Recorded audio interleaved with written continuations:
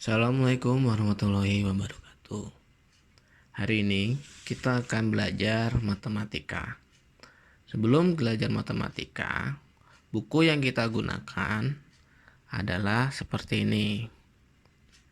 Buku terbitan dari Kemendikbud.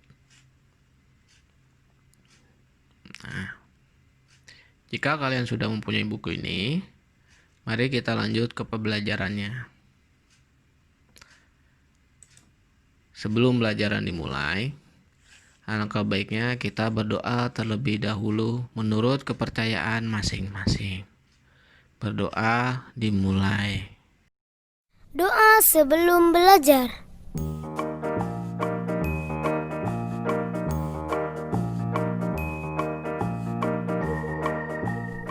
Assalamualaikum kawan-kawanku. Kita belajar yuk agar kita menjadi anak yang pintar. Jangan lupa kita berdoa dulu. Rabbi zidni ilma warzuqni fahma. Ya Allah, tambahkanlah aku ilmu dan berikanlah aku rezeki akan kepahaman.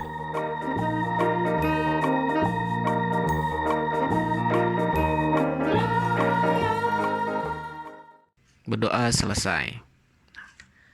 Pada pelajaran hari ini, kita akan mempelajari tentang pecahan. Nah, yang subtemanya adalah bilangan pecahan.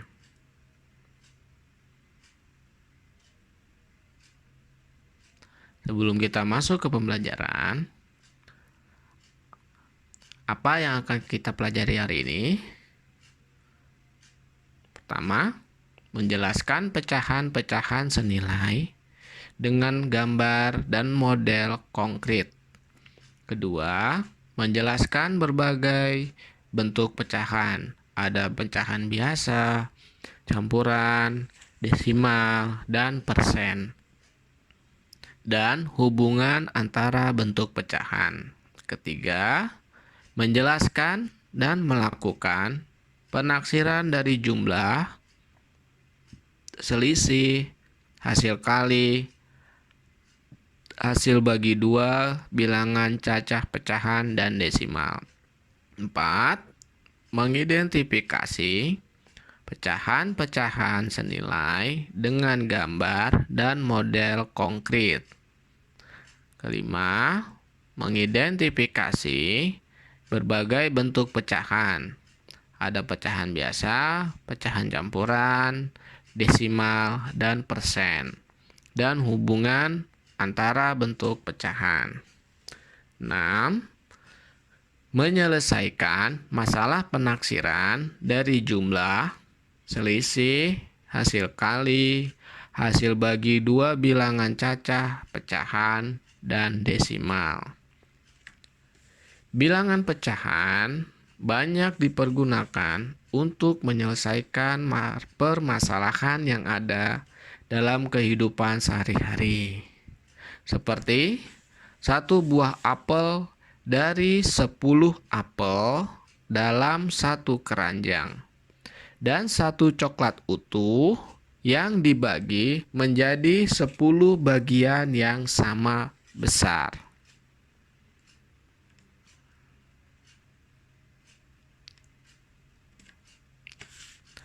Sekarang kita masuk ke bilangan pecahan. Ada 5 tahapan yang harus kita lakukan untuk memahami bilangan pecahan, meliputi pecahan senilai, menyederhanakan pecahan, dan membandingkan pecahan. Kelima langkah tersebut adalah mengamati, menanya, menalar, mencoba, dan mengkomunikasikan. Untuk suatu bilangan pecahan, A per B ini dinamakan pecahan. Dengan B tidak sama dengan 0, Maka 1. Jika A kurang dari B, maka A per B disebut pecahan murni. Contohnya 3/5. Ini 3 tidak lebih 3 kurang dari 5. Nah, maka ini A kurang dari B. Maka disebut pecahan murni. Kedua, jika A lebih besar dari B, maka A per B disebut pecahan tidak murni. Contohnya 8/7. Ini disebut pecahan tidak murni karena A lebih besar dari B. 8 lebih besar dari 7. Kita lanjut. 3. Jika M A per B dengan M bilangan asli dan A per B pecahan murni, maka M A per B disebut pecahan campuran. Contohnya 3/2/7. Ini M. M-nya itu 3. A-nya itu 2. B-nya itu 7. Ini dinamakan pecahan campuran.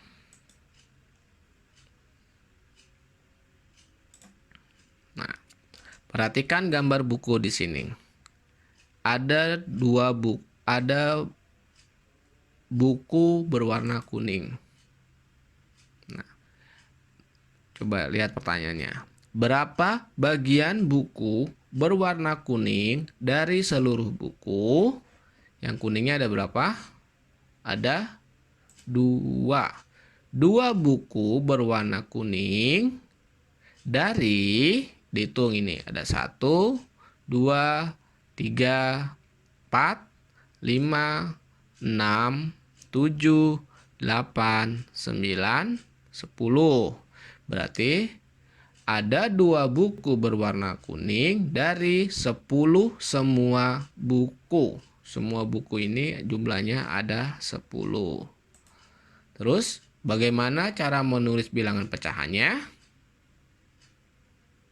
Nah, yang pertama ini adalah A.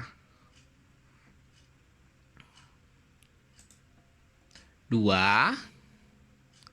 Ini 2 buku berwarna kuning. Kita tulis 2 per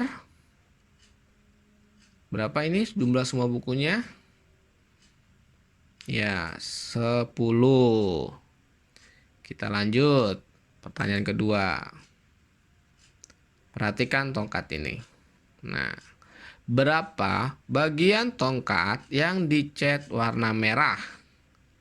Ada berapa bagian ini?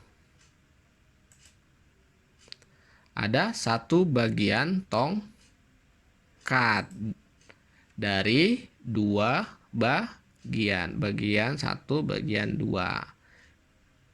Terus bagaimana cara menulis pecahannya? 1 per 2 bagian. Perhatikan buah apel. Nah, berapa bagian buah apel yang dimakan? Ada berapa bagian dulu pertama? Ada 1, 2, 3, 4. Nah, yang dipisahkan ini kita makan. Nah, ada 1 bagian dari 4 bagian apel yang dimakan. Terus, bagaimana cara menulis pecahannya? 1 bagian per 4 bagian. Apakah di sini masih ada yang bingung? Jika bingung, kalian ulangi lagi videonya. Kalian terus ulangi sampai kalian paham. Sekarang kita lanjut. Nah, sekarang kita lihat. Apa arti dari 3/7?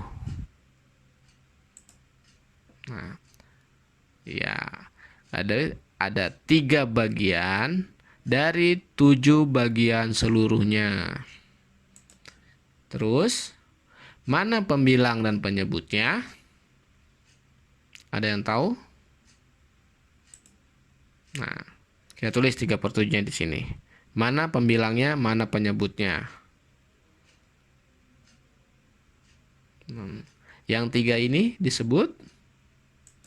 Nah, yang 3 ini disebut pembilang. Sedangkan yang 7 disebut penyebut. Pecahan itu berarti pembilang per penyebut. Setiap bagian atas dinamakan pembilang, yang bawahnya disebut penyebut. Contoh 1. Nah, kalian lihat. Nyatakan bagian yang diarsir pada gambar di samping ini ke dalam bentuk pecahan. Kita hitung bagian diarsirnya ada berapa? Ada